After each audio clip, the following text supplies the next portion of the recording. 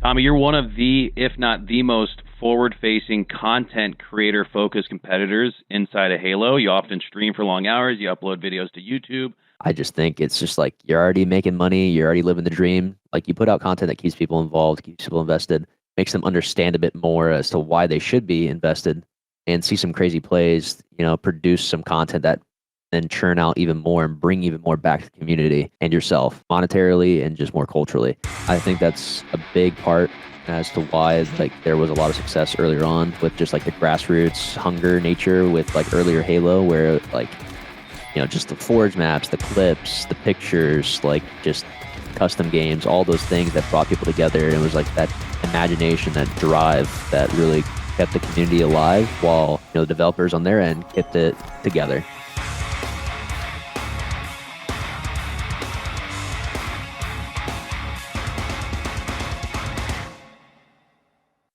Welcome to Tide the Leader, a community-driven podcast exploring the past, present, and future of competitive Halo. I'm Eli. Joined alongside me in every episode is Makowski. Our guest today has been busy cementing his status as one of Halo's greatest. He's an MVP, a Halo World Champion, and one of the game's most likable personalities. He's known for having the most recognizable hair in Halo, speaking up for the benefit of the community on social media, and going Super Saiyan on the main stage. Please welcome to the show, Lucid. Tommy, how you doing today? How's it going, guys? Doing great. Just keeping up with your feed on social media. This month looks to be one of the best in your life. On socials, you've shared that you just got engaged, just bought a house, super exciting milestones to reach. So first of all, congratulations. And what has your partner Kylie meant for you as a support system? And how does it feel to have so much success in esports that you two just bought your first home? Yeah, I mean, it means a lot. This month has been really busy, really exciting, a lot of planning and just kind of forethought going into it, really thinking ahead, especially with those milestones. It's kind of funny because it was a little bit backwards where Kylie and she and I started looking at homes before I even popped the question. And because I proposed in England after the major. The timeline kind of started getting pushed ahead really quick because we were looking at homes and then we found like this house here and it was just like it checked all of our boxes and then some. So then I was like, okay, I got to get my crap together. I got to really make sure that I'm like on the ball. So the proposal definitely it also, I mean, the trip was great. We already planned for like a little mini vacation. So then the proposal came in. It was almost like seamless in my mind. Like this is just like the perfect opportunity. And we've been together for so long and she's meant a lot to me. In and out of game, of course. But I've thought about this plenty of times where like just somebody there that's just always supporting you, always there for you, the ups, the downs, it doesn't matter. Like they're there for you. And that's just always a feeling that's very comforting. That stability, I think, especially in like a competitive landscape for myself and like the teams that I've been a part of, is always just a good backbone. It's a good foundation that kind of keeps you grounded. I think that's definitely lent a lot to my success. It's like maybe I could have had other partners or whoever throughout all these years, but it's like I could be just working a normal 9 to 5 regular job, being a regular person right about now, if we weren't together. And it's like I think that's like that definitely could be possible. She's meant a lot to me, obviously, and I couldn't appreciate her anymore. Yeah, esports still being in its infancy stages, you need someone behind you. It's often that you see, someone like Lucid on the main stage or Bravo on set, even people that are behind the scenes all have someone that's supporting them. And it goes a really long way. I know for me personally, it means a lot to have someone that's like, all right, this is a crazy career path to take. This is a wild thing to be so passionate about, but you do you, boo, right? Do your thing. So Yeah. it means a lot to have that level of support. Well, with most shows, we start with the origin story, but we'll get to that a little bit later in the show since we just got back from London. Let's talk about that. How was the experience overall? You mentioned you got engaged. You had a vacation afterwards. Second place, got to the grand finals. Probably wanted to take the win. I'd say definitely. But all things considered, it looked like a great trip. How was the experience?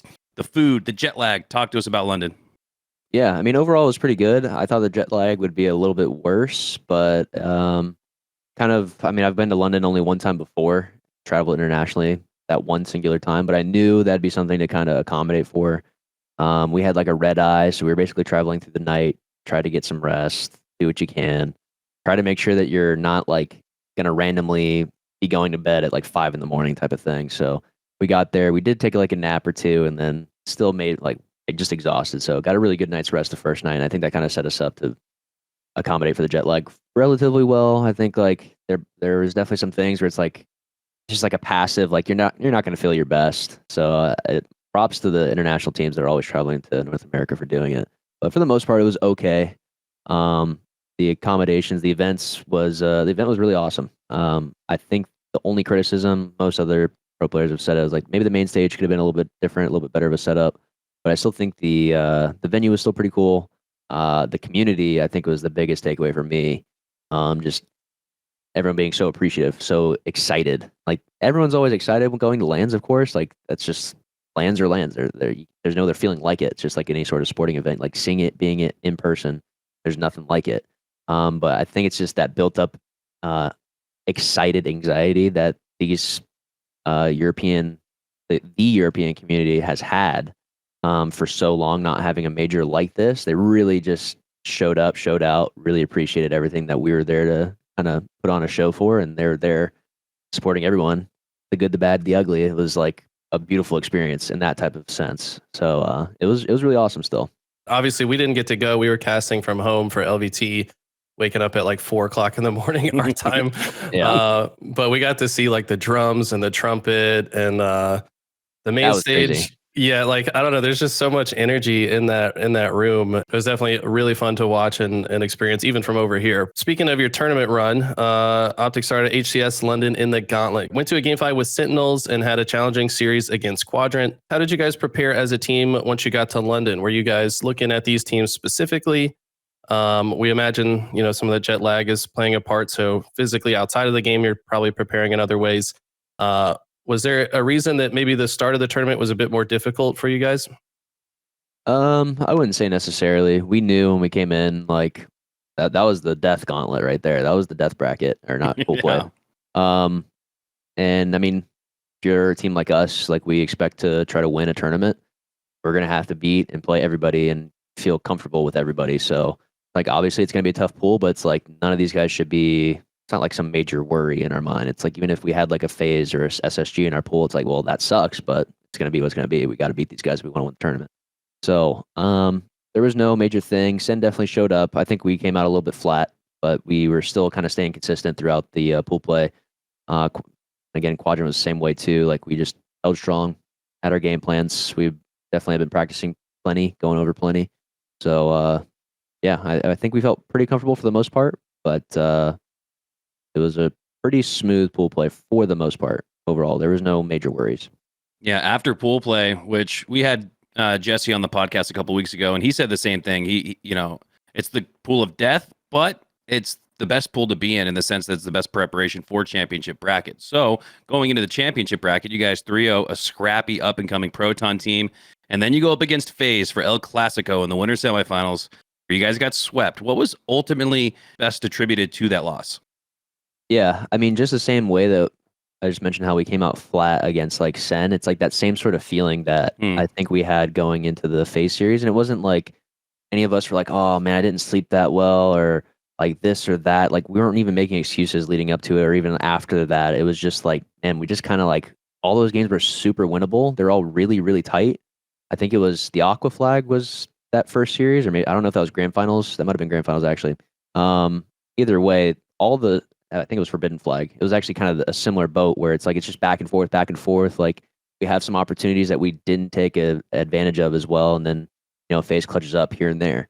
It's like the same thing. Like that's why it's just so tight between us, and it's a 3-0. But that was like one of those series. Like I'll be honest, whenever it's like, yeah, we just got smacked. That wasn't one where we got smacked. It was just like back and forth, and they got the better of us in that series. And that's kind of how I felt like about most of the tournament, playing against those guys. And I for whatever reason, I feel like we kind of have that back and forth the most with FaZe, that roster the most, where it's like we have their number, they have our number. We just kind of really study one another and know how each other play very well. And it's like some weekends it just goes either way.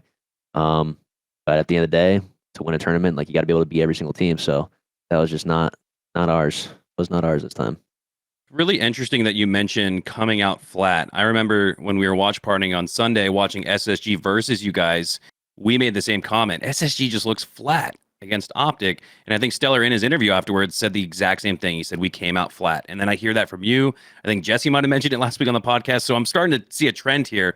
What is it about those game ones? Why are they so difficult to start off? Is it because you're not warmed up yet? And how important is it in a best of 5 to win that game one? How much weight do you put on that opening match? I mean, I would definitely, any game win is really important in a series. So obviously the first one makes an impact. I as a player, like I couldn't really care less how we win as long as we are winning. So it's like if we lose our game one, as long as we're not getting absolutely like 250 zeroed, 3-0'd, 5-0'd, whatever in a flag, it's like, all right, we're still in it. We need to be looking ahead, looking forward. Like if there's anything that's like general to kind of carry into our overall vibe and feel of like how we need to improve, that's like okay to kind of talk about, but we shouldn't be like dissecting our games like mid-series. That's not how you should be handling anything like that. I think SSG is a good series to really explain that like, yeah, we actually came out, they won the game one and it was kind of back and forth, but like they won the game one kind of handedly. And that was like, you know, how they said they felt flat in the series, like we felt flat in that game one. So that's like maybe one of those things talking about where I wouldn't necessarily attribute it to like, oh, the jet lag or the travel, but it's like everyone kind of felt that maybe to some extent. So it was just like, maybe that was like sort of plays into a feeling of like unconsciously being uncomfortable to some extent that like I'm not like none of us are even fully aware of. But that's just kind of how it was. I felt like the tournament for me, like I felt comfortable by the end, like or more comfortable by the end of it, but especially for that first Friday with pool play and then some of Saturday, like I just didn't feel as comfortable. I had to tweak some settings. I just didn't feel the best. I felt like again, like my rest was pretty good. I was eating pretty well, but I don't know, it just came out and like just felt kind of off, a little bit off. But Yeah. yeah, I mean, each and every game in a series really does matter. That's just how it comes down to. It's really interesting and kind of introspective of you to recognize like, yeah, even unconsciously there could be like your body's adjusting. We're all humans, right? So like your body naturally goes through cycles and you're going to be playing your best one series and maybe not the best the next series. And sometimes it's just literally your body like needing water, food, sleep, whatever. So I almost think there's kind of a skill gap outside of the game, like to make sure that you're more often prepared than others because the game is so close and won by like a single kill or a single play that it's like whoever's just taking care of themselves outside of the game probably has an edge against the other team. So Absolutely. you also mentioned had to tweak some settings. I feel like the new network update on LAN kind of feels a little bit different, like in a weird way. So we were at LVT Orlando. I'm sure you got to watch some of that. And we actually played and I had to like turn my FOV down. I don't know. And then like my sensitivity just felt different. Talk to us a little bit about that. Like, how do you feel about the network update as it applies to LAN? Yeah, I got to be honest. I'm not the biggest fan. I that was like the one thing about the previous network update was like online was terrible. I still think it's not that great now. I thought it was for whatever reason it felt good for me the first few weeks, and then obviously waiting for LAN was like the big question mark. Like I guess we'll see how it is. Not getting any practice on it, like looking back on it, like the LBT LAN that you guys threw together was probably actually some good like forward practice for some of those guys to kind of just get a feel for it because it definitely felt different. Um, and it's not to say it necessarily felt bad. It was LAN. Like LAN is still pretty true to like how the game should feel, or like it doesn't feel like you're kind of getting joked as you do online, but just wasn't used to it. So I wasn't changing a whole lot of stuff. Once I got back here though, because I would say even I think just the online aspect for me, like I've been kind of feeling that need, that desire after the network update to like really change my settings up a bit because things have just felt the meta's really weird right now. It's really shifted greatly, even after the network update, not just like the bandit starts that we had. Like going from Arlington to now is really, really odd to me that the network has really had, it goes deeper than just online, which like what we're talking about now with LAN aspect still showing up. So Yeah, things like the repulsor, right? The repulsor, it's useless almost. yeah, almost useless. Yeah, you've got to be at least a meter away. I feel like before the networking update, you could be 5 meters away and still get some juice out of it. So that's something that replicates from online to LAN. So you're right. It's not just oh, you go on LAN, don't worry about it, you'll be fine. Yeah. You know, like we used to enjoy, I guess, in the classic Halos a little bit because you'd Well, go that's how it's from always online to been. LAN and it would just be like, holy shit, this is the best. Yeah, that's definitely the case. And even now, like there has been a weird shift after that network update that I think is just going to take some time to get used to. So LAN still felt good, a little weird. My first thoughts is not the best. I just love the way the game felt before the network update on LAN. Like it felt, I think, a bit crisper than this does, but still felt good. Well, we're going to ask you some more questions about London, but this seems like a great segue to ask you Frosty's question, who we had on a previous episode. He specifically wanted to get your high-level, detailed thoughts on the current iteration of the meta. And he even said outside of just the bandit, which it's kind of sound like you were alluding to.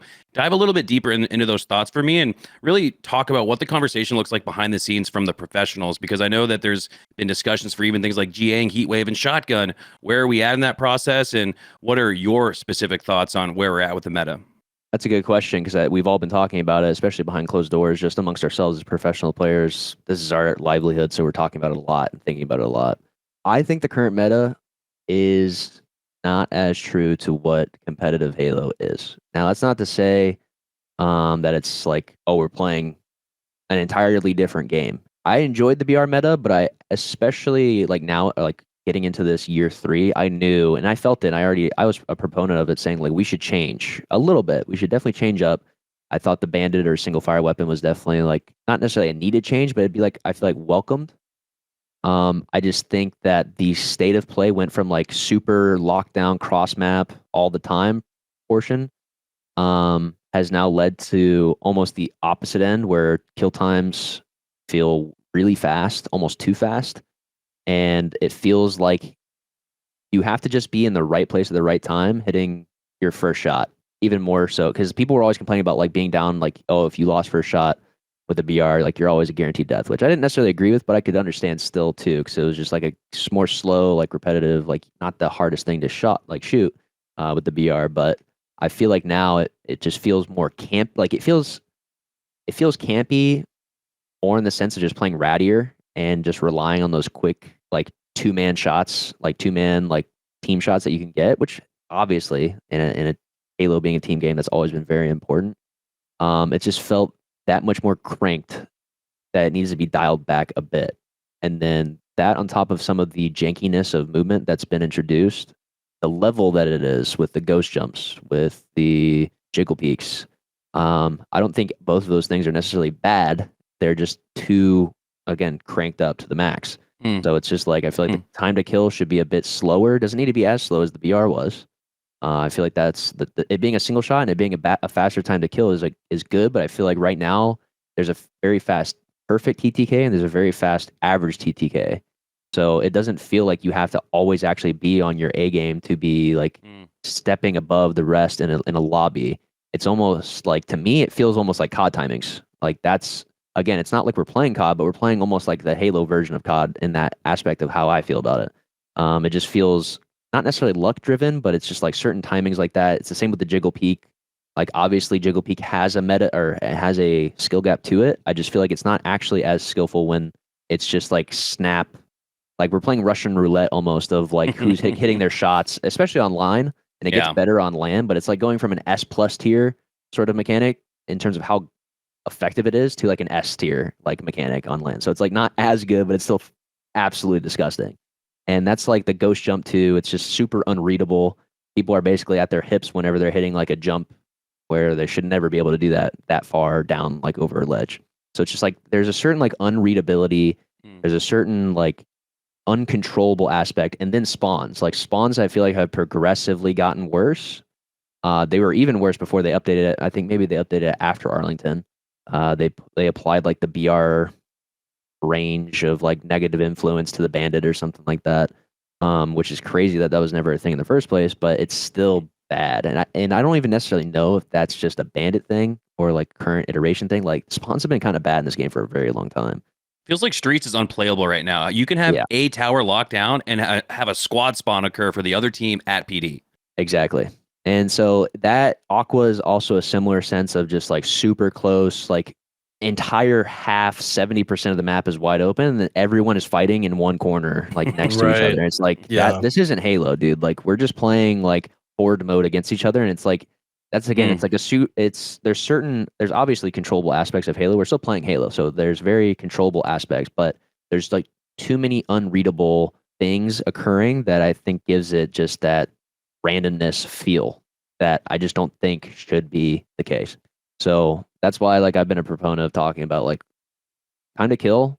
I mean, even the time to kill for the bandit, I think is not necessarily bad. It just shouldn't be as easy. It's like the time to kill should be almost harder to make happen, and then like slowing down how we're moving a bit, so we're not hitting that jiggle peak, making it not as possible to hit those ghost jumps as late as you are. But it's like allow these things to still be a thing. Just don't let it be as influential as it is.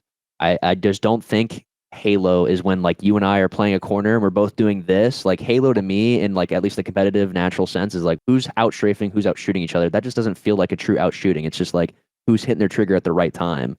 And then it's like kind of like luck of the draw, and then like obviously just working some timings in. It's just like it almost like is a regression in that sense of I feel like depth in the competitive field.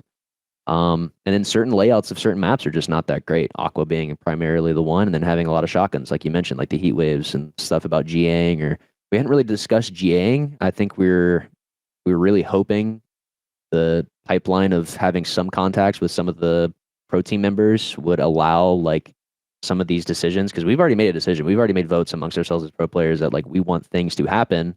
It's only really been about like I think Aqua changing that layout a bit, and then the shotties. I think most people are actually a little bit okay with Heatwave because it got nerfed, but still like shotties kind of including that. But Bulldog is disgusting. Just point click, probably get your kill. Anti-dopamine. Exactly. There's just certain things like that where I just feel like we're catering to the wrong audience of like actual competitive Halo. And it's going from one spectrum of like, okay, the BR is pretty boring now. I feel like there's always been a way to kind of balance the BR to be a bit better in terms of like forcing a skill gap in some sense, but like they'd have to rework the weapon a good bit more. Almost finding that balance of making the BR act as like a single fire weapon in some sense, but still being a burst fire. But they're not Like going to do Halo 3. that. Halo 3 was kind of like that, where you had to lead your shot just a little bit based on the direction of the opponent. Is that kind of the Well, direction you're going? I was thinking more so because of like Halo 3 was obviously quite a bit slower and more methodical, like or not necessarily methodical, but I would say it was, but it still sure. is just more readable. Like you can, when someone's jumping, someone's like strafing, like there's no instantaneous like shifts and directions and things happening. Have you seen that Twitter post where they show you the examples of Halo 2 and 3 strafing versus Halo 5? Yeah.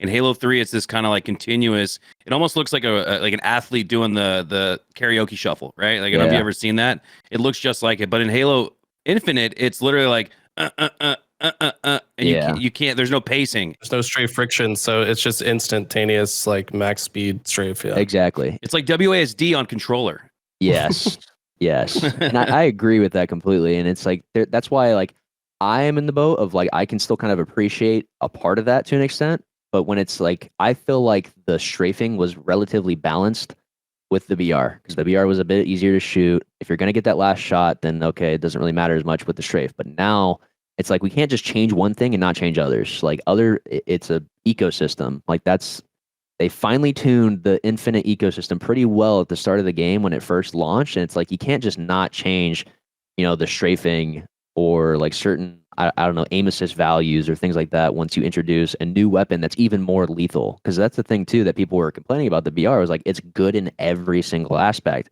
Well, now we have the bandit. Like people are not picking up the heat wave as much as they were.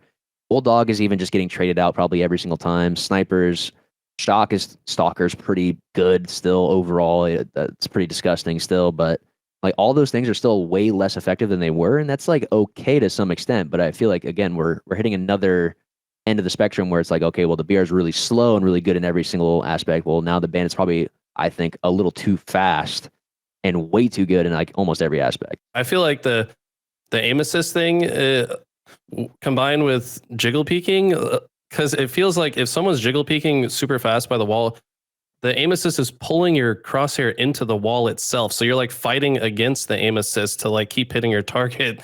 Yeah. And it's like, I don't know. It makes it even more difficult to kill somebody in the jiggle peek meta for that reason. To an extent, for sure, because how I know the aim assist works in this game is like if this is the hitbox, that is the aim assist like hitbox region. They're like compared to older Halos and a lot of other games, whereas like you have almost like a region that extends out past it a little bit to start that slowdown.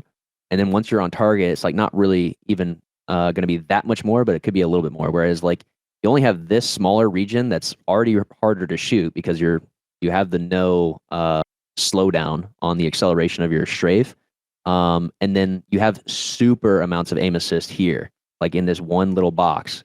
So it's like if you're on target, if your aimer's not really moving, it's like it's kind of hard to break that already. That's why like, the jiggle peek has become so prevalent because you're just able to break aim assist constantly going behind those walls and then again that instantaneous jiggle peek and then you're controlling the pace instantly. And then like some people can never catch up. Again, there's definitely a skill gap. I just don't think that the degree that it's being used, every single gunfight is just this all the time now. It's so silly. It almost makes me wish I could like somehow tweak the settings where it's like I could turn down aim assist if they're next to a wall, but obviously that would be impossible to code. Right. I guess while we're still on the topic of the meta, there's been a couple new maps announced. Obviously, one of them was a remake from the Halo 5 map, Coliseum. And then there's also a brand new map. Have you had a chance to take a look at or play on these new maps? And what are your thoughts on those? I actually had not. I had been interested in them before, or at least like hearing the twinklings of a Coliseum remake, maybe. I'd seen some stuff of the Coliseum, not really so much the other one. The other one kind of looked like that Halo 4 Forge map, like Onyx, I think is what it was called, or something like that. It kind of reminded me of that, but the one thing that I'm bummed out about is that we're just getting, flag Forge maps over and over and over again. We haven't had a singular new ball map the entirety of this game. And we've gotten some, some strongholds, some hills.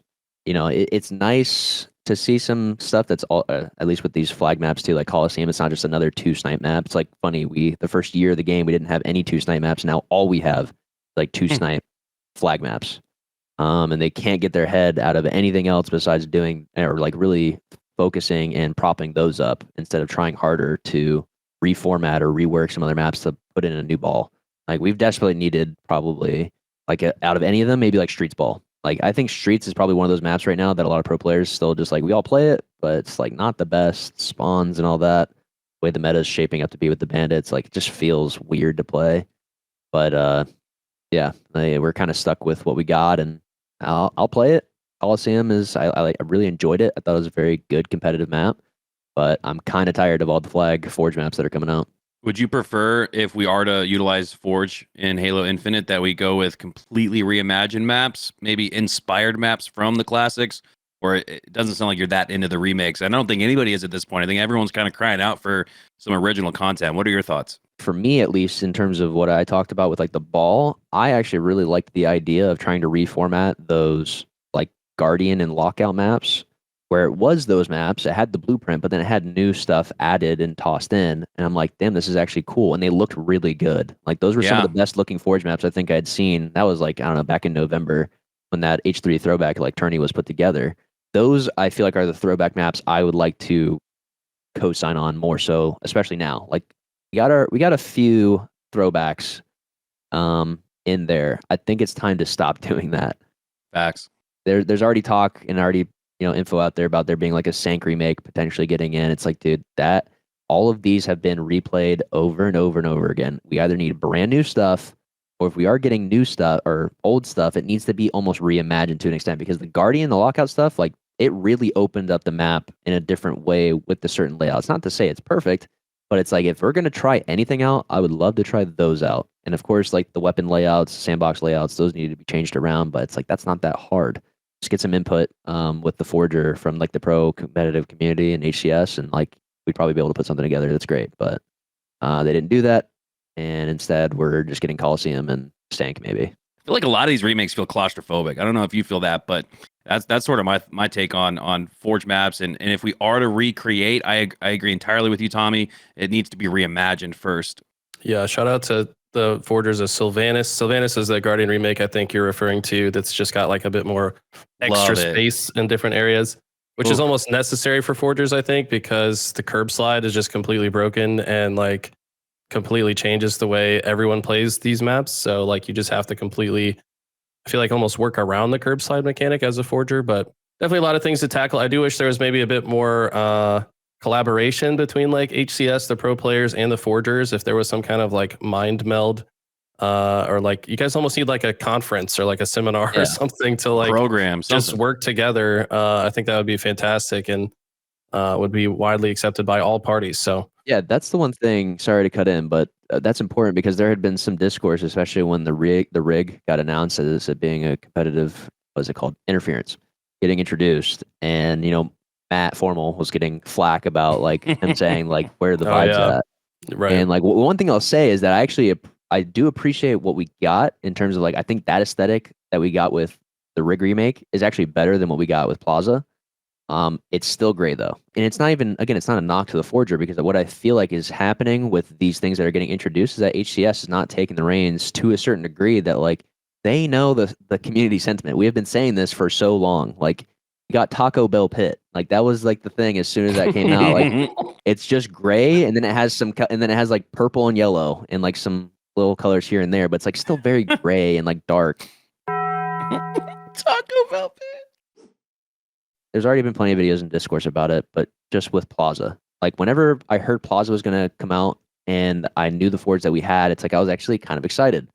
Obviously, I still think the actual logistics of how it plays is a little definitely off from how Halo 5 it played, but at least visually, if the visuals can keep me in, like it makes me more interested, it makes me more like enticed to at least try to learn it, feel it out. But we're just getting super like dystopian, gray, neutral, like no life thrown into them. And I would say with those ones, that's intentional, so that's okay. I think the intentional look is good. That is just not what we should be as a community putting in these maps, and HCS should be trying harder to guide these forgers and like, look, you guys can make this if you want, but if you're gonna do this, we're gonna go with someone else who will put in our vision of like, we know we want this and that, or at least this type of as aesthetic. Like it can't just be gray. Like it can't just be this or it can't just be that. Even if it has a still good gray aesthetic, which again I think Rig has, it's not what we're looking for. I'm sorry, it just is not. And we did not have any discourse as the pro players on if we wanted to play that. Do we like the looks? Do we like the layout? No, don't have anything to do with that. And that's not to say that we should have a lot of rain when it comes to that, but I just think that we're left in the dark a lot. And it's almost like HCS just lets things fester before they get us involved fully. That's kind of how it feels right now, and that's how it was with the GAs in the first year when it came to like Mangler, Sword, and I don't know if there's a few others, but Drop Weapon. It's like they weren't going to do anything. They didn't care enough to really accommodate. And I mean, at the time too, they were going through a lot. I understand, but they did not vocalize and communicate these things well. And then they didn't work with us until it was like a last ditch effort because we're like, all right, well, we're just gonna screw you guys and just not play with any of these things. Like anybody tuning into these games is just going to watch us walk by a Mangler, walk by a sword. We're not going to pick it up. Like, and people are just like more confused rather than just never being there in the first place.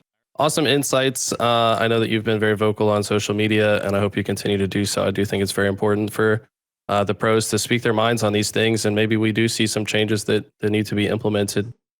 We talked a bit about your winners bracket run where you guys lost a phase, but then in losers bracket, you guys went on a bit of a heater, only losing one game total to the likes of SSG, Sentinels, and Rebellion, making quick work of the best teams in Halo.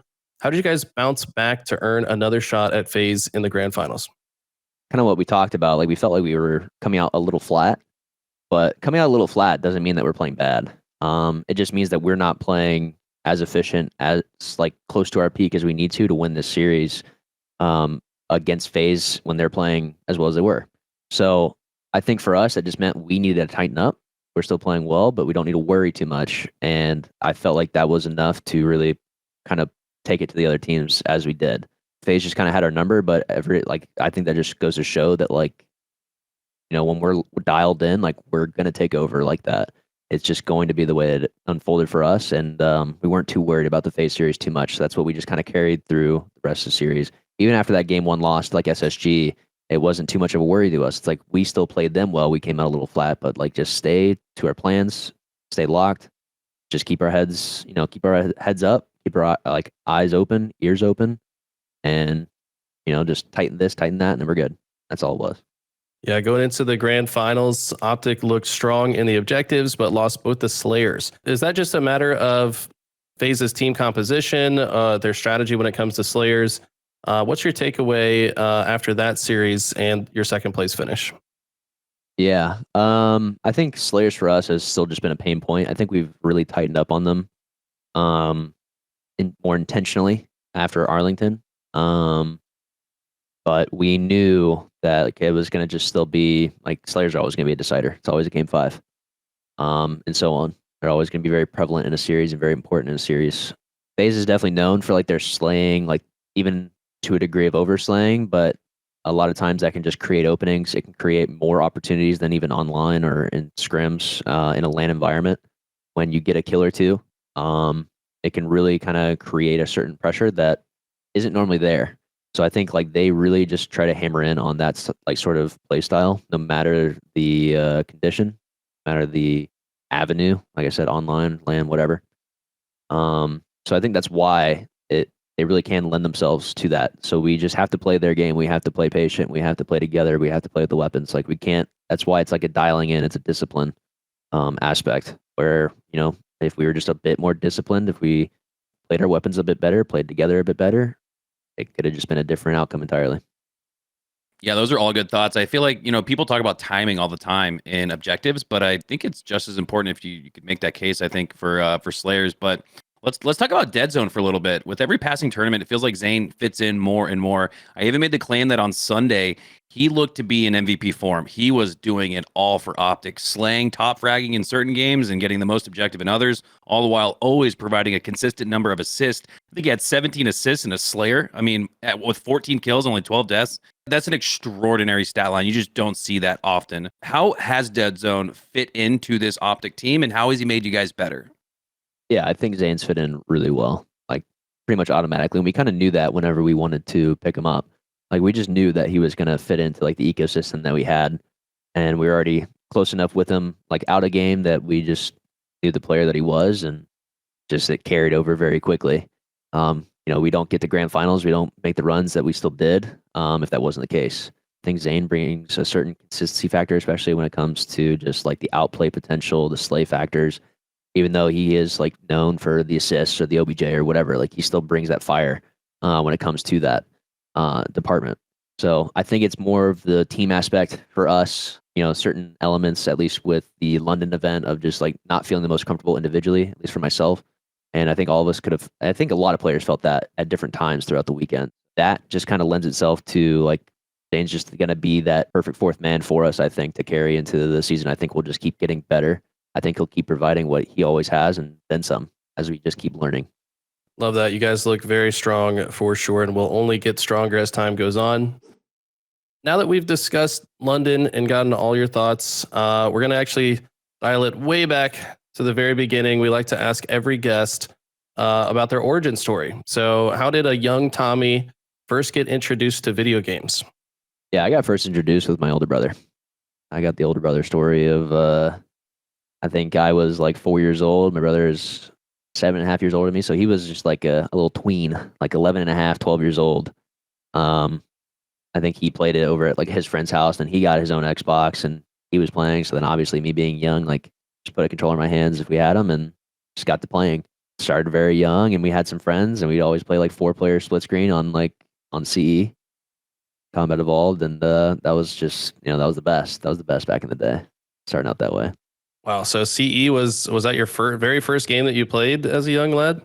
That or Goldeneye. It was between. I mean, and maybe it was some other like. Those are the ones that like really stick out, especially like the early memories of just gaming. I wouldn't be surprised if I played just some Mario's or Sonics or whatever, Crash Bandicoot, maybe on like the original PlayStation. But yeah, those are the most clear memories I have of like gaming was Combat Evolved and like Goldeneye. That's awesome. It makes sense that you started your chops very young. I feel like that's the case for most standouts in anything in life, really, is starting super young and building those neural pathways with FPS games early. Any other games that you like were into before, like maybe RPGs or like as you grew up, or have you just always stick to FPS? No, I've played a whole bunch of stuff. I normally have stuck to shooters though, but I've played a whole bunch of stuff. Like I'm big on Fallouts, big on Gears of War, Borderlands. Those were probably the 3 most prominent other games besides Halo while I was growing up. Got really into Dark Souls whenever I was a bit older. I mean, I've played all kinds of other games too, like other RPGs that I can't probably really think of off the top of my head right now, but those are some of the most prominent ones throughout my entire life. Now, you started out your competitive career with the name Saiyan. So in those early days, how did you get your gamer tag, and was that your first tag that you created? No, it wasn't the first one, and I didn't even create the first ones that I had. My brother was creating tags for me. So then my first tag was Lil X Saiyan, because that was always like a thing, like with a lot of like old school, like, oh, Lil this or X that in the tags. And then my Little brother was just poison. like, yeah. So my brother was like, he was following competitive Halo. He was like, you're going to be Lil X Saiyan, because we were big into Dragon Ball. Like, we were always big into Dragon Ball too. So he's like, yeah, that's going to be you. So that was me for like 8 years. Like, I think I got that tag when I was like 8 years old, 9 years old. And then by the time I was 16, 17, I still had that tag in Halo 5 throughout the entire time, the entirety of it. What went into the thought behind the switch from Saiyan to Lucid? Was it just trying to avoid something like a copyright strike from Goku or Vegeta themselves? Was it trying to differentiate from Saiyan, who was previously on that final boss roster? Was it philosophical? What was the key behind that decision? Yeah, it's just all of it. It's especially, I think, from like, for me, it was very much like, I know I want this to be a career. I shouldn't be like trying to ride off anything. Was like the main driving factor, because I was always fine being like, no, I'm not that Saiyan. Like, it's kind of funny. He's not around anymore, so it's like, okay if I kind of take it for now. But it wasn't that I was necessarily tired of it, but I was just like, I just want to have my own identity that people can then associate, like, that's just who I am. So it was before Infinite dropped, and I'd been sitting on that for a while, and I was just kind of like looking around, like thinking of some ideas on what to do. And I just knew, like, yeah, I want to make, merch, or I want to, not, if I get big enough, I don't want to have any sort of like copyright thing with like emotes or this or that, or any sort of assets that kind of, even though I still have some stuff like that, it's like I don't want it to be like painfully obvious that Yeah. that's where it's coming from.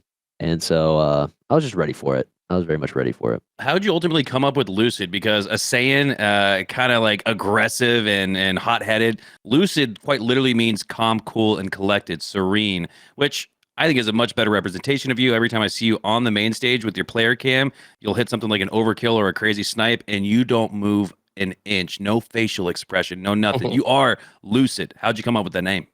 Yeah, it was just like a brainstorm session, a few of them at least. It was not something I just figured out in a day. I remember specifically being in Bound Stream and hit like when we were still in like the H5 downtime era, and I was talking with my now fiance, but girlfriend at the time, Kylie, and I was like, yeah, I think I really want to go with like a change. So it's like I'm just thinking of stuff, like talking with her about it, and then I was going into his chat, like talking in the chat, just doing whatever for the day, and like just kind of throwing out like a name here or there.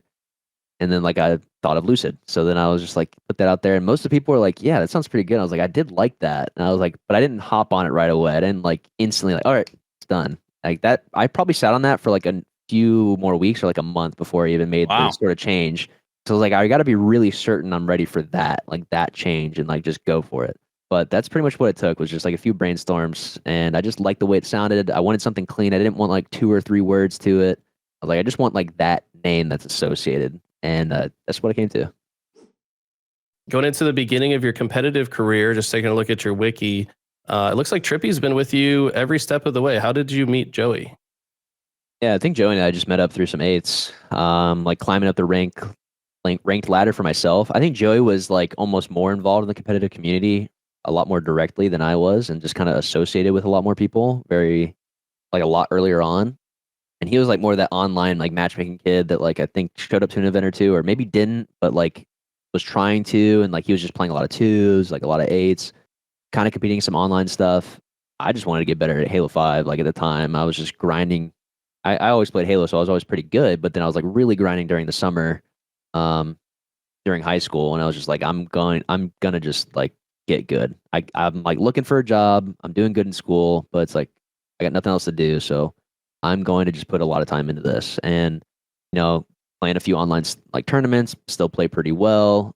I hopped from like one team or two, not even necessarily on my own accord. Like certain things worked out where like I got bailed on a couple times, like once or twice. Some people couldn't show up to a tournament that we were like maybe trying to go to, and then get into an 8s lobby with like Joey, and then we're like, yeah, we're gonna try a team. And we started playing with, I think our first 2 teammates were VTech and Brainstorm.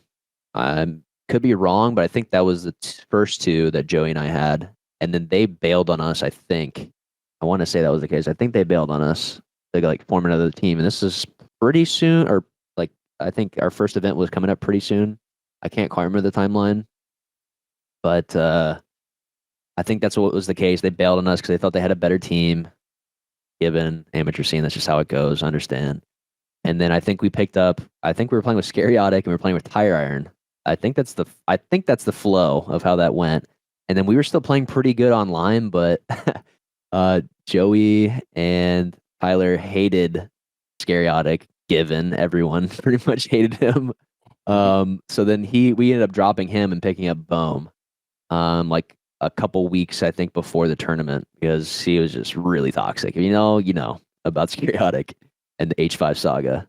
But yeah, that was the build up to our first event in Vegas. Yeah, I see it here. Trippy saying Tire Iron, Bomex with Coach Mash. Shout out to Mash, legend in the scene as well. You guys finished 9 through 11, which is a weird result when I look at it. I don't know why it's not 9 through 12. I don't know if it's a different bracket type, but I have no idea. They executed the 12 team behind the venue. It's like, I don't know what happened. It's your punishment for 9 through facing 11 12. is a weird result there, but you actually split with Joey and you end up joining forces with Ninja. And this is just 1 year before his meteoric rise to what he is now in the gaming universe. What was that like, I guess, witnessing his fame, and what was it like to team with him? Yeah, I mean, it was crazy because the way that worked was I think I almost got scouted by L-Town on LG at the time, a bit earlier, after or pretty much during that Vegas event. And I think my setup and things were just like not good enough. And Joey was like at least a bit more well known. That like I think they wanted to go with Joey over that because they're like, okay, well these guys are kind of like the same. Joey's a little bit more known. Like he's got like the proper setups. Like we're gonna go with him. So Joey actually got picked up on LG before I did. And then he went to St. Louis, I think, with them. I don't think they ended up placing like that well. And then I think Joey actually left them. I don't think he got dropped. I think he left them to go team with like Sparty or some team. I don't remember exactly. Or no, he was teaming with Nated. I don't know what that full team was, but I think he started teaming with Nated.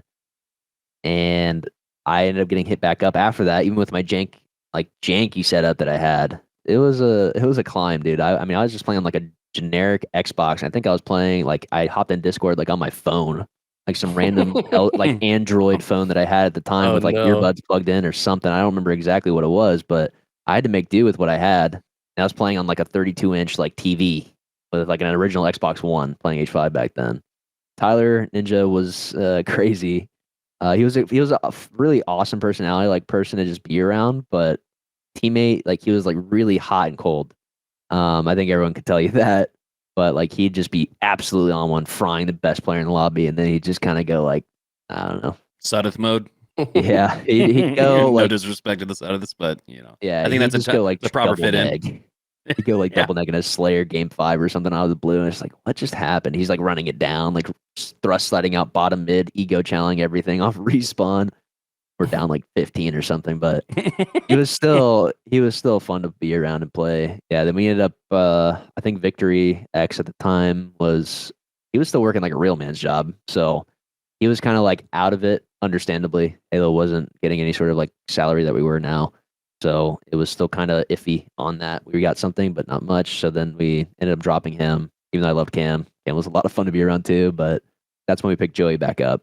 I wanted to ask you, when you teamed with Ninja, could you see the inklings and the makings of the world's biggest gaming superstar when you teamed with them? Well, I didn't necessarily think of the world's biggest, but it was obvious that he was. I mean, he already had like an audience. Like he still even has an audience, or had an audience in Halo 5 back then, like bigger than some of us now. Like even with Infinite and all the great things that came with it in terms of like presence, online presence. He still held his own during that time playing Halo 5, and he started playing H1Z1, and it's like you could feel it, and it was kind of cool to see, but also terrible because as a teammate, he's on for scrims and he's insta bailing to go play H1Z1. He was competing on the LG team for that, And Oh, he was like super wow. prioritizing that, understandably, but Sure. being just like, I'm on the come up as What am well. I, And like, this chopped is my liver? everything. Yeah, it's just like, damn, like, all right, I understand, but damn. So again, that's why I was like very conflicted, but I had nothing but love for him. And it was, yeah, his personality is so outgoing and bubbly that it's just like, yeah, he's gonna do great things with the right opportunities, like he obviously did. Super entertaining personality. And as a Halo player, I remember him just being a glass cannon. Like you said, like sometimes he's going 20 kills in the Slayer, sometimes he's 5 kills in the Slayer. It's like you don't know what you're gonna get. But yeah, shout out to Ninja. He's done a lot for Halo, even now with those throwback tournaments. I mean, he still loves Halo, I'm sure. Just following that timeline though, after you split with Ninja, you reunite with Trippy, but also join forces with one of the greatest players of all time, Pistola. What was it like teaming with the Wizard in those Halo 5 days? Yeah, I mean, I loved teaming with Justin. He was a friend in and out of game, and he was an amazing player. And he was definitely another just like stepping stone of like upping your knowledge, like just ascending to that next level of just like actually understanding the deeper intricacies of like how to win. And a lot of people really had no faith in him at the time with like envy and whatnot. And I mean, Joey and I saw it, and it was like kind of the same with Boo Boo too, because I think he had gotten dropped from Splice. So it's just like these guys are great players. We should be the ones to team with them. Hopefully, they think we're great enough too. And that team was formed. We were still a pretty good force to reckon with at the time. It was a lot of fun. Justin was a friend in and out of game, so Miss him a lot.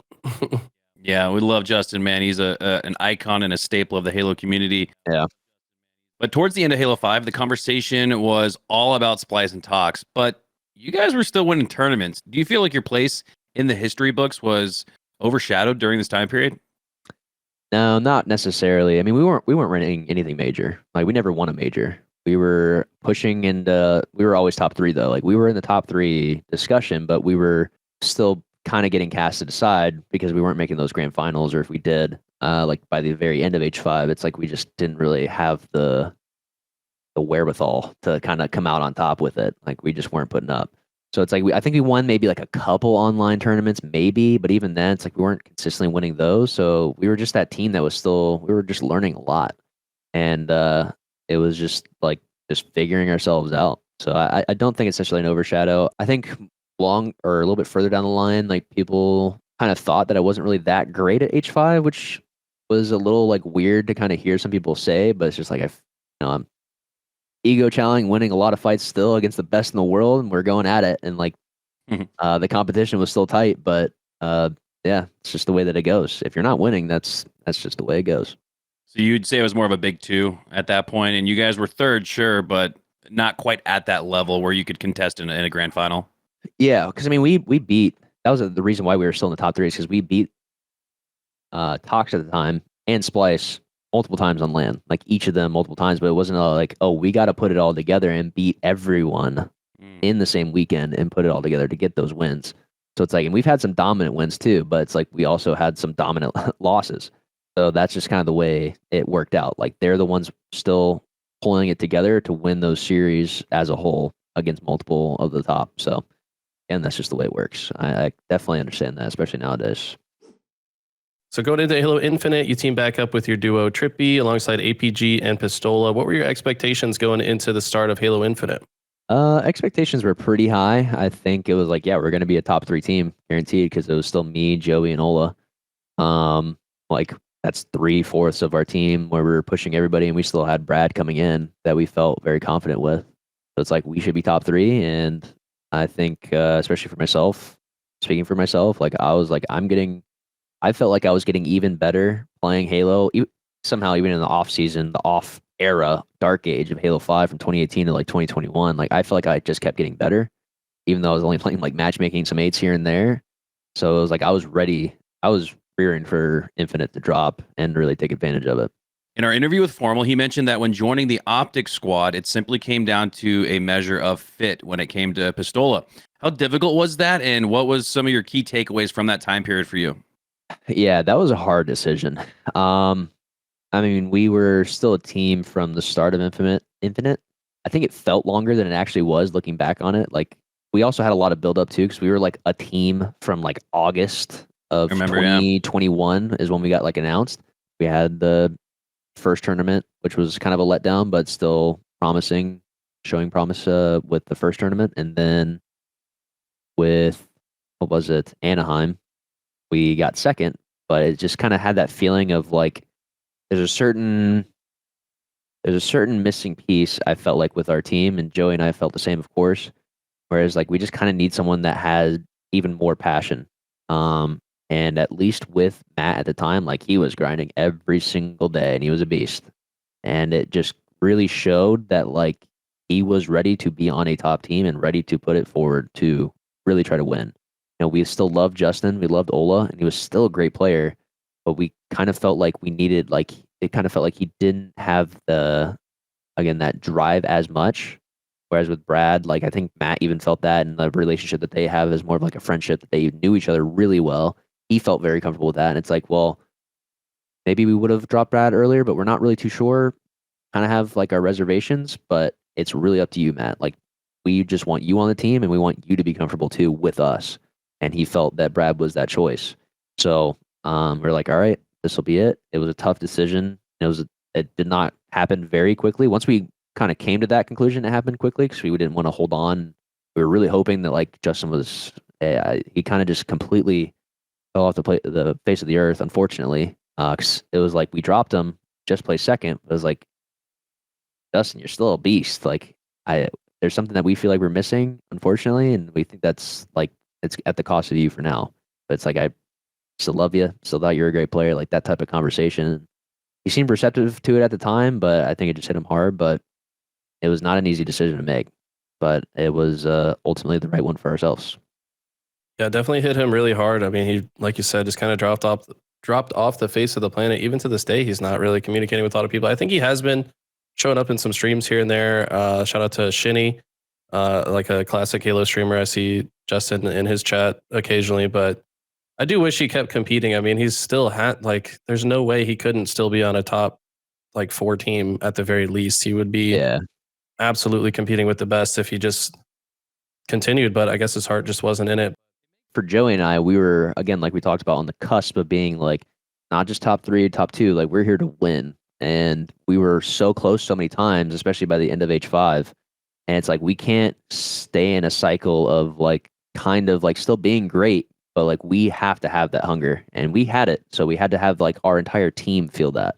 That's really a big driving factor for a lot of teams and a lot of players, where it's like obviously everyone wants to win, but it's like what are you going to do to make it possible? Yep. That's the deciding factor. Renegade famously said on the podcast he'd take 4 of the hungriest Halo players in the world over 4 of the best Halo players in the world. So I think hearing more of these thoughts and conversations from top Halo players, that seems to be a big driving force is, well, I guess, drive itself. Yeah, absolutely. 100%. Things have changed since then. I mean, you guys are still in the mix always. I think the meta is just a lot tighter than it was then, to where almost every team seems to have a chance. Can you speak on like what do you think it is about teams like Shopify Rebellion or like SSG that have made them so successful in the new meta? Like Shopify is a good example of like the hungriest. Like those are the guys, even amongst ourselves, like they're not a team that has really been pushing into the top two, top three at all yet. They've been very close. They've been on their separate teams pushing and having their matches individually too, where it's just like they probably feel like they can really challenge and they're great players. So there's like a certain point I want to get into where it's like I don't want to discredit anyone, even SSG, but like there's a certain meta again that I feel like what we talked about with the meta that's developed where there is that tightening, there is that allowance that I feel like certain things should not be happening that are happening. That's I don't want to discredit. I'm not here to like rain on anyone's parade.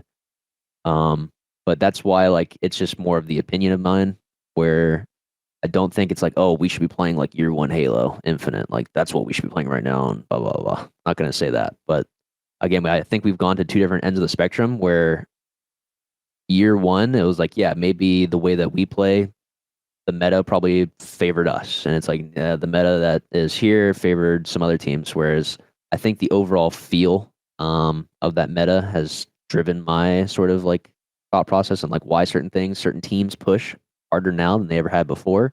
To each their own. I think they're still doing great. They're great players, but yeah, I think that is definitely a very large driving force in my opinion. Tommy, you're one of the, if not the most forward-facing content creator-focused competitors inside of Halo. You often stream for long hours. You upload videos to YouTube. From your perspective, why is that, and how important do you think content is to produce as a Halo player? I get excited about you because you're one of those guys that shows that you can do both. You can create content and win. What are your thoughts? Yeah, I think it's absolutely possible. I think everyone should be doing it. I don't think everyone has to do it the exact same way. Of course, it's not expected. It shouldn't be expected, but you should be doing something. I think every player should be streaming if they can. I just think it's just like you're already making money, you're already living the dream, competing, and we're making good money doing it. Might as well be putting out something, and it still comes back to you. Like you put out content that keeps people involved, keeps people invested, makes them understand a bit more as to why they should be invested, and see some crazy plays. You know, produce some content that then churn out even more and bring even more back to the community and yourself monetarily and just more culturally. I think that's a big part as to why like there was a lot of success earlier on with just like the grassroots hunger nature with like earlier Halo where like just the forge maps, the clips, the pictures, like just custom games, all those things that brought people together. It was like that imagination, that drive that really kept the community alive while the developers on their end kept it together.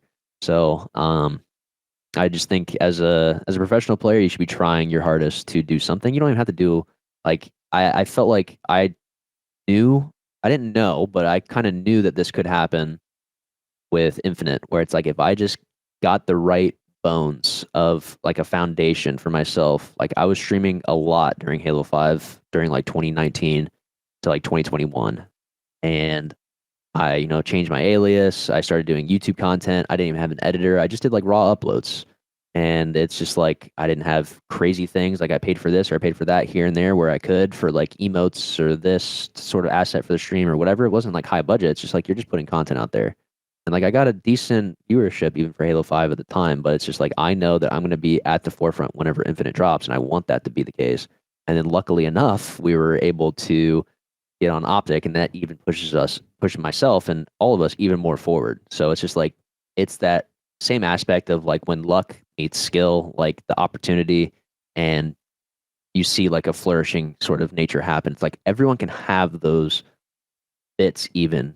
Everyone's going to have varying amounts of success or desire for it, of course, but if there is a greater desire, which I think most of us have, especially as players, to see like Halo grow or be more, popular, I guess is just the word to use. It's like you got to try to actually be producing. You got to be doing something.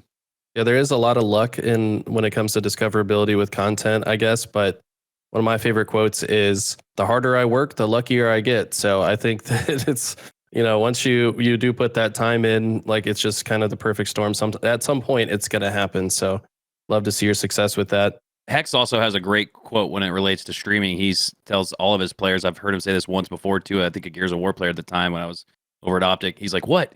You don't like free money?" Because, like you said, Yeah. Tommy, you're streaming anyways, or you're playing anyways. So why not press one freaking button to start bringing in more revenue, right? And you got to get it while the getting's good. So I'm right there with you, Tommy. I think you're a beacon for what the example is for content and competition in Halo, and big fan of that. Big fan of that. Appreciate it. One of my fondest memories from all the HCS events I've attended was actually the Thursday before Worlds in Season 1, where myself, you, Tommy, Mikowski, Swish, Ace, Gilkey, Formal, and a few others, we all played some Texas Hold'em poker in the hotel lobby until what seemed like 1 or 2 in the morning. It was your first time playing poker, but I noticed how quickly you were figuring out the strategy, seemingly learning the math behind it as you played. It kind of made me wonder, are there any other games you could see yourself playing competitively in the future if, for example, Halo somehow faded to black?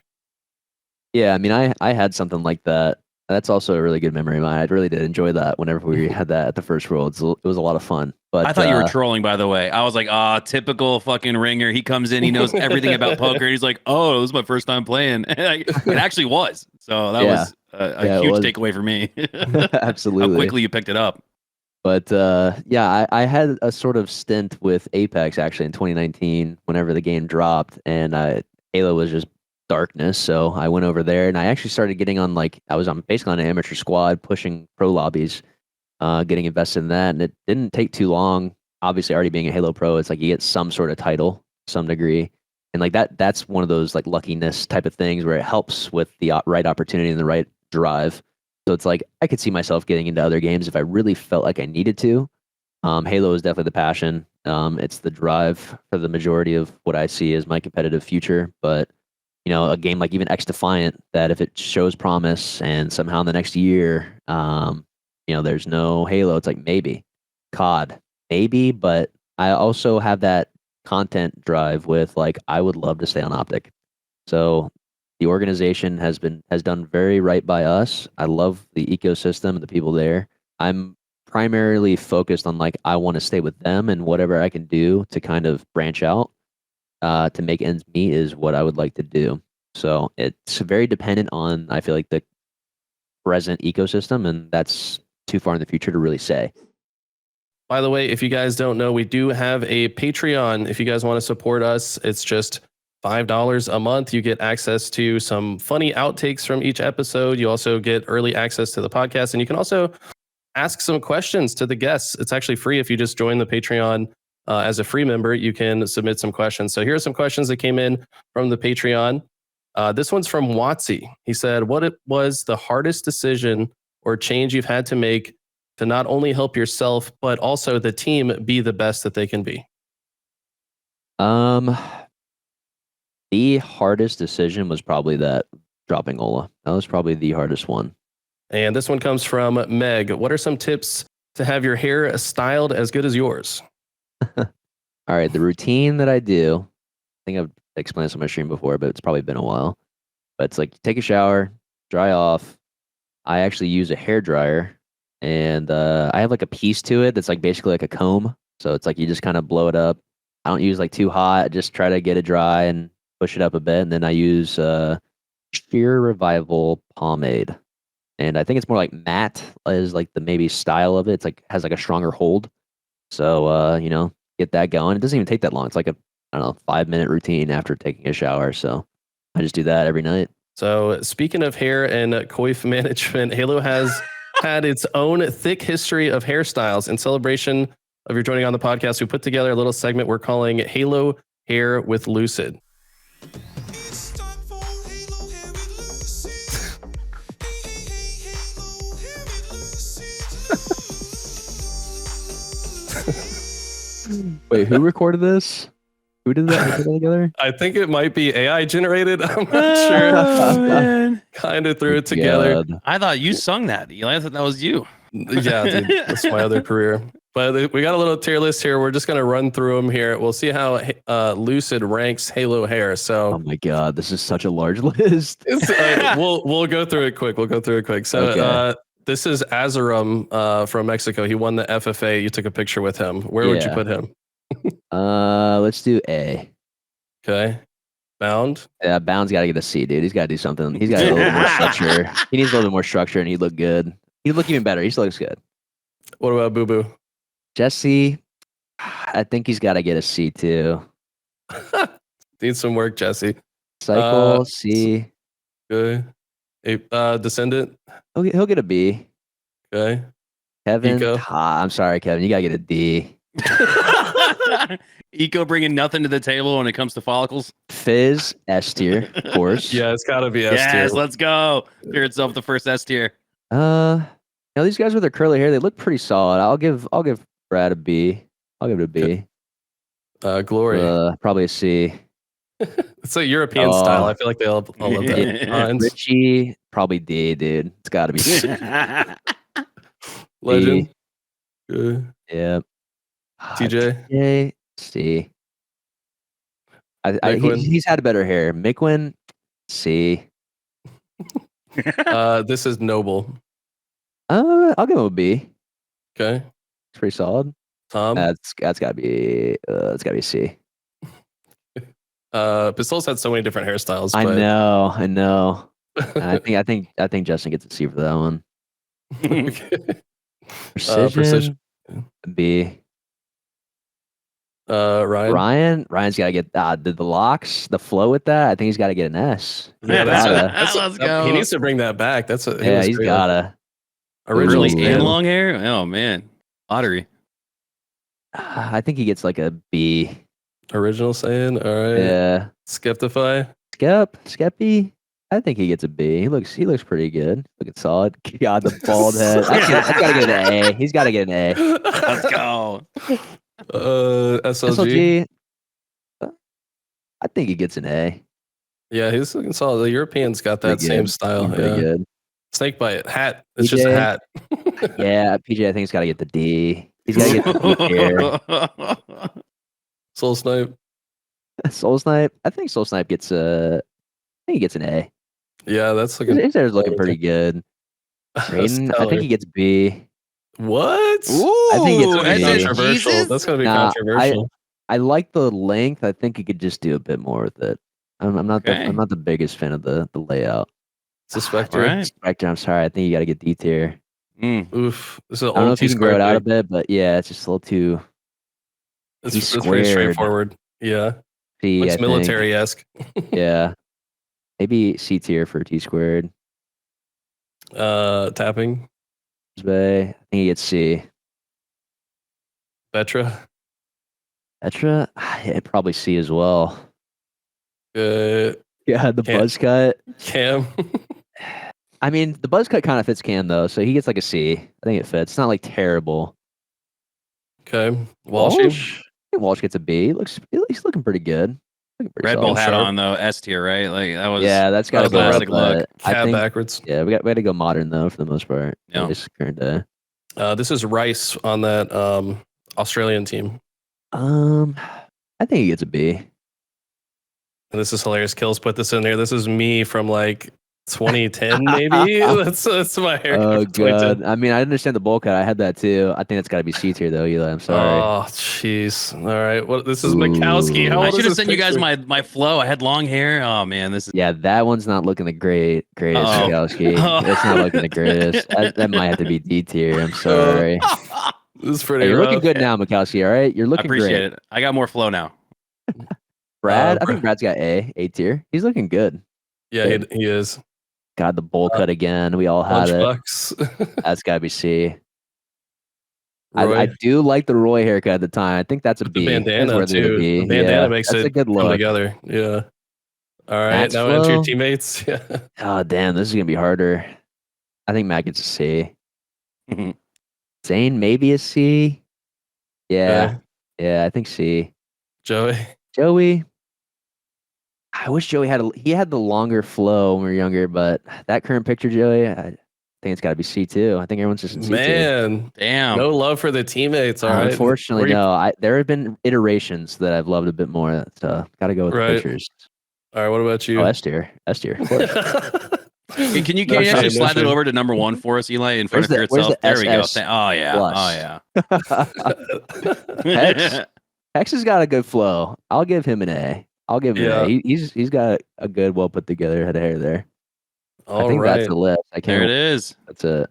I gotta look it over though. Just make sure it seems kind of uniform. Yeah, I think that's okay. That's okay. All right. So there you I'll have it, sign off guys. on that one. All You actually right. you look just like freaking Lunchbox, Eli, in your picture. You guys twins, maybe? We do look third. super similar, actually. Now that I look at it, that's That is kind of wild. uncanny. You guys that's are crazy. triplets? Yeah, imagine. Dude, We- wow. I still remember their first event, Charlotte 07. Crazy throwback. Well, thanks so much for joining us on the podcast today, Tommy. Are there any final thoughts that you want to leave us with?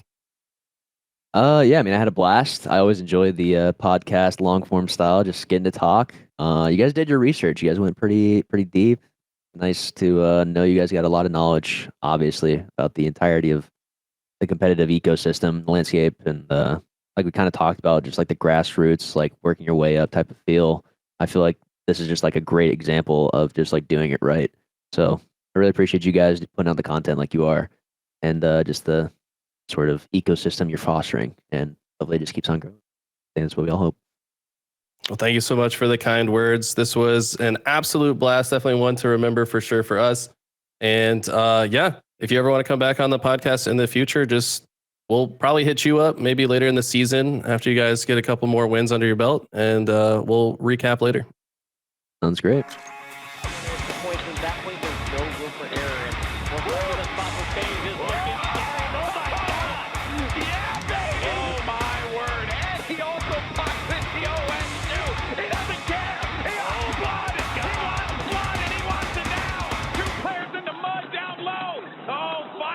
Reign of terror is going to come to an end. Looked like he was channeling his old